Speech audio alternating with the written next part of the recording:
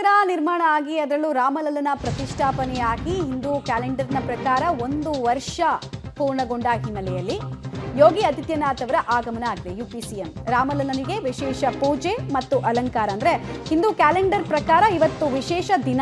ಅಲ್ಲಿ 22ನೇ ತಾರೀಕು ನಮ್ಮೆಲ್ಲರಿಗೂ ಗೊತ್ತಿರೋ ಹಾಗೆ ಅದು ಓಪನ್ ಆಗಿತ್ತು. ಆದರೆ ಇವತ್ತು 1 ವರ್ಷ ಅಂತ ಕನ್ಸಿಡರ್ ಆಗುತ್ತೆ. ಹೀಗಾಗಿ ಇವತ್ತೊಂದು ವಿಶೇಷ ಪೂಜೆಯನ್ನು ಅಲ್ಲಿ ಹಮ್ಮಿಕೊಳ್ಳಲಾಗಿದೆ. ದೇಶದಾದ್ಯಂತ ಆಗಮಿಸಿರುವಂತಹ ಸಾಧು ಸಂತರು ಇಂದಿನಿಂದ 3 ದಿನಗಳ ಕಾಲ ವಿಶೇಷ ಪೂಜೆಯನ್ನು ಹಮ್ಮಿಕೊಳ್ಳಲಾಗ್ತಾ ಇದೆ. ಅದು ಯಾವುದೋ ಒಂದು ಬಹಳ ಪುಣ್ಯವಾದಂತಹ ಮಾಸದ ಆರಂಭದಲ್ಲಿ ಇದನ್ನು ಮಾಡ್ತೀವಿ ಅನ್ನುವಂತಹ ಲೆಕ್ಕಾಚಾರ.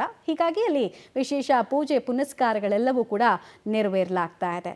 ರಾಮಲಲ್ಲನಿಗೆ ವಿಶೇಷ ರೀತಿಯಲ್ಲಿ ಹೋಮ ಹವನ ಪೂಜೆ ಪುನಸ್ಕಾರಗಳನ್ನೆಲ್ಲ ಕೂಡ ದೇವಸ್ಥಾನದ ಟ್ರಸ್ಟ್ ವತಿಯಿಂದ ಈಗಾಗಲೇ ಹಮ್ಮಿಕೊಳ್ಳಲಾಗಿದೆ.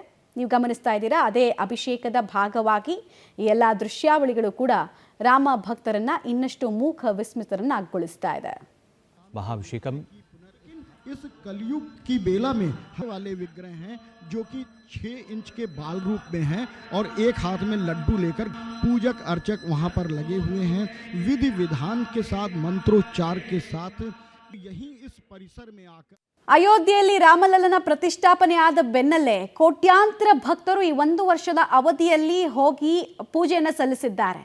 ಇವತ್ತು ಅದರ ಭಾಗವಾಗಿ ವಿಶೇಷ ದಿನದ ವಿಶೇಷ ಪೂಜಾ ಪುನಸ್ಕಾರಗಳನ್ನು ಗಮನಿಸ್ತಾ ಇದ್ದೀರಾ.